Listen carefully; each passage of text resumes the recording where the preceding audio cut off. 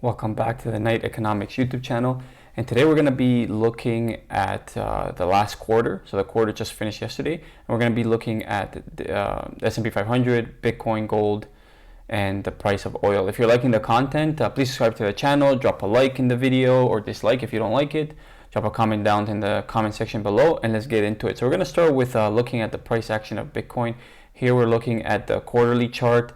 And as you could see here, like I've said in some of my, was it yesterday's video, the video before that anyways, I'm eyeballing a target around 45, maybe 46, between 46, 45,000 US dollars and 40,000 US dollars on, to be essentially the low for Bitcoin in this bear market.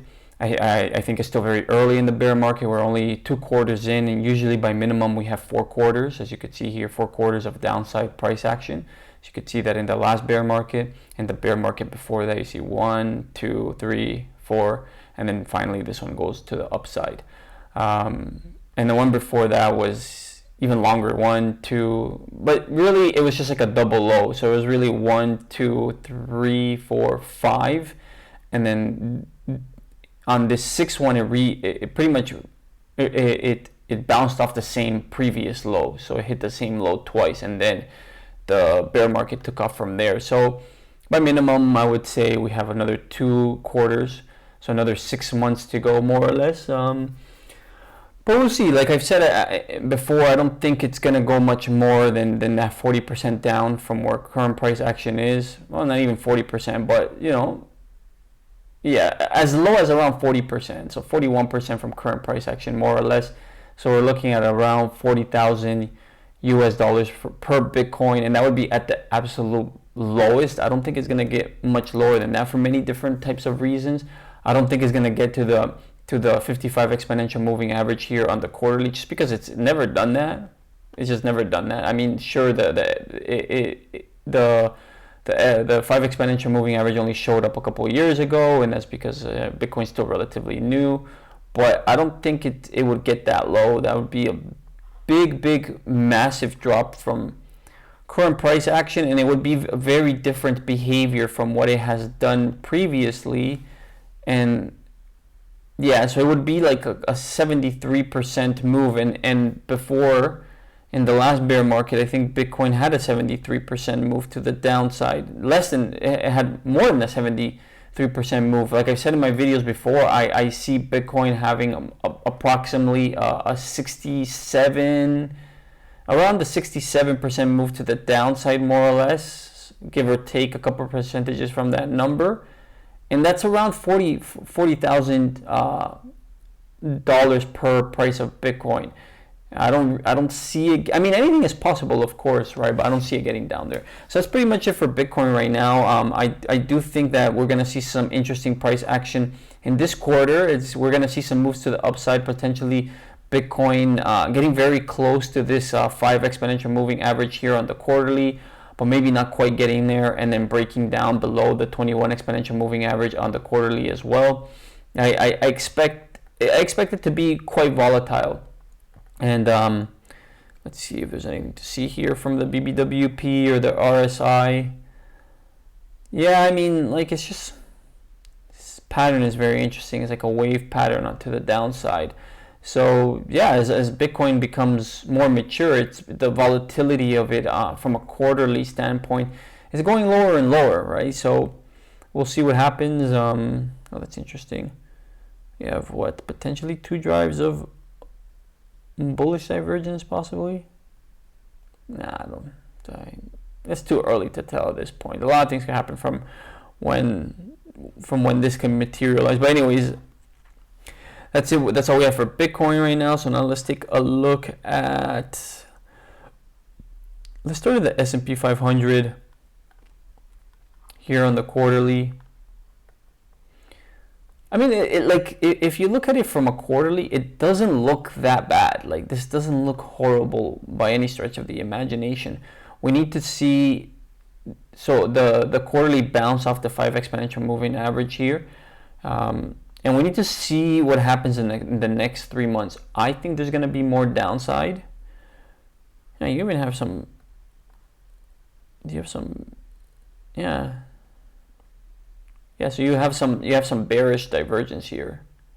Possibly 3 drives of it, 1, 2, and 3. Yeah, and we have the BBWP heading down, so contracting. So volatility is contracting. So sometimes I have noticed, I'm not an extreme expert in reading the BBWP, but I do notice that sometimes when the volatility is contracting, it usually can mean a move to the downside.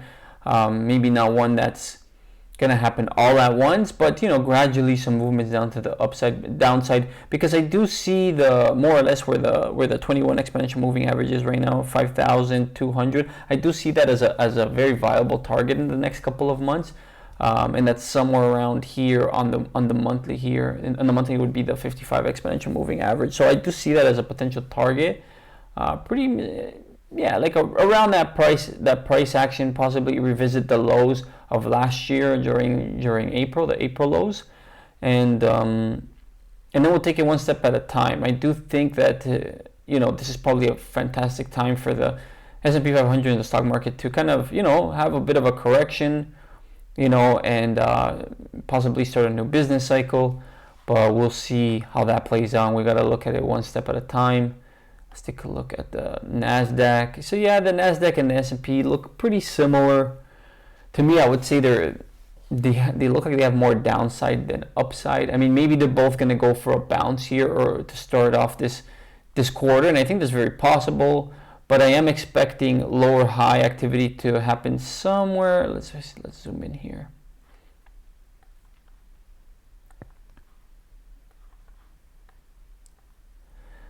Kind of somewhere in this pocket here between the spot 786 and the 50% retracement level, somewhere in there, we could expect a lower high.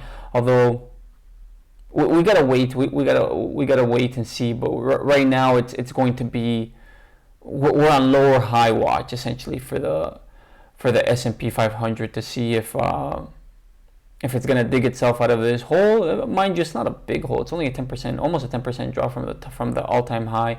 But yeah, we could expect the S&P 500 to really have a pretty decent bounce to go into this quarter, and maybe capitulate later on in this quarter. But we'll see. April's do tend to be kind of not good months for the S&P 500. Let's look at the quarterly. That's what I was looking at before. Yeah, so I mean it pretty much retraced pretty much all of the gains it made in the previous quarter, the Q4 of 2025. It pretty much retraced all of those gains for the most part, right? Because that's where it closed over here, and then it opened up higher to start the month. So yeah, so we'll see what happens with this one. But again, we're keeping a close eye on it. Again, if you reference the price of S&P 500 measured in gold, like, it looks horrible. Right? This looks really, really bad. Like, it looks like it wants to continue to break down. It closed the quarterly below that support level, and it hasn't done that since all the way back here since April 2008. So will this April 2008 continue to be? Sorry, would the April of this year, 2026, continue on this previous pattern of it breaking down in April relative to gold? We'll see, right? I think it likely will. In order for it to recover, in my opinion, it would need to get above, from a closing basis, pretty much get above the spot 382 right now, which is above one spot 87. I think it would really need to get above that, but I don't see that happening right now. Even though gold is... Actually, we'll talk about gold in a second. But yeah, like, the S&P 500 doesn't look good overall, especially when you measure it versus this chart, the chart of gold. Let's take a look at precious metals, mainly gold. If you look at this chart of gold here, the quarterly, it looks fantastic. This doesn't look bad at all. And this quarterly is starting to open up very, very, very strong. Versus like the price of silver, the silver chart doesn't look good, right? Like, this is like a shooting start candle formation, which is usually not a good sign. I think it's going to reconnect with this 5 exponential moving average at some point, and that's all the way down at $64 per ounce of silver. gold, yeah, this is the difference, right? Like silver is pretty much at the same price as it was where it closed last quarter, and that was at 72. So 72, it's a little bit higher, it's a little bit above that. Where did it open up? 75. So yes, it opened up just slightly above that, slightly above the previous close, where gold is looking a lot stronger here, where gold is opening up the quarter quite strong.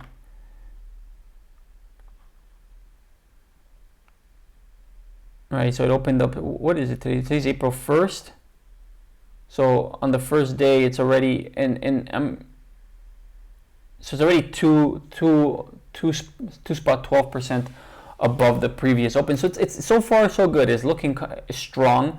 Again, if it's going to have a rejection, we expect it to see us somewhere in this pocket here between the 50% retracement level. So somewhere between 4,800 and 5,200, 300, more or less that price zone, if you will, in this area right here, in this pocket.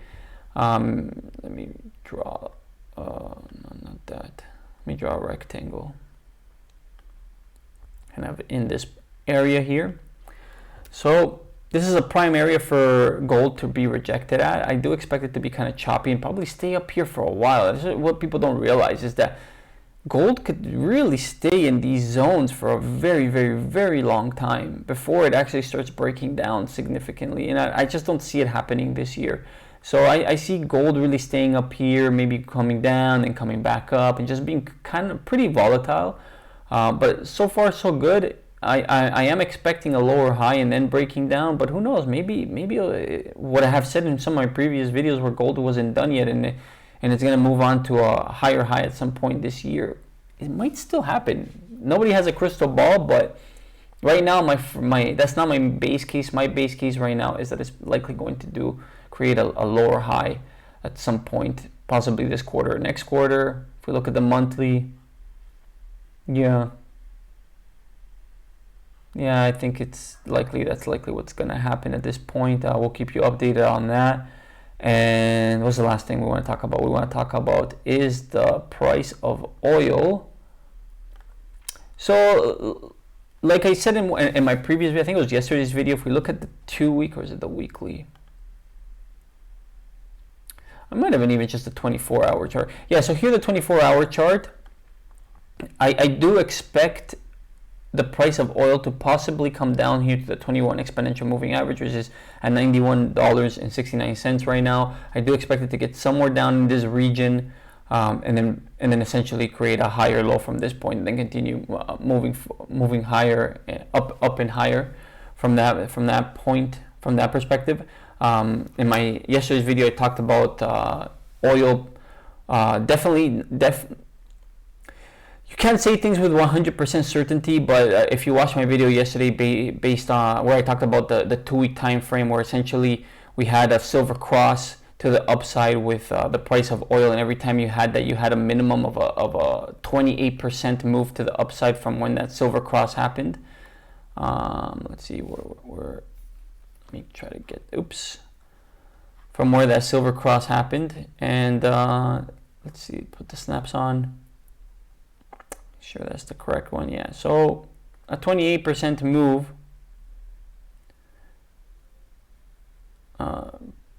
pretty much gets the price of oil at the previous high, and that was set in 2022, and that's a minimum. That's a minimum from where the open is, right? Mind you, this could go a little lower. So this open might go a little lower actually. Sorry, not from the open, from where the wick of the candle is, right? Because we're looking back into the past, right? So this candle is not done yet. So from when this candle closes, and it closes in 9 days, we'll have an idea of where the bottom price is. It might go a little bit lower, but from where that price level will be, it's 28% from that. Based off of current price action, we take it from this wick here. It's going to take us pretty much to the previous high of 2022 if we just go to 28%.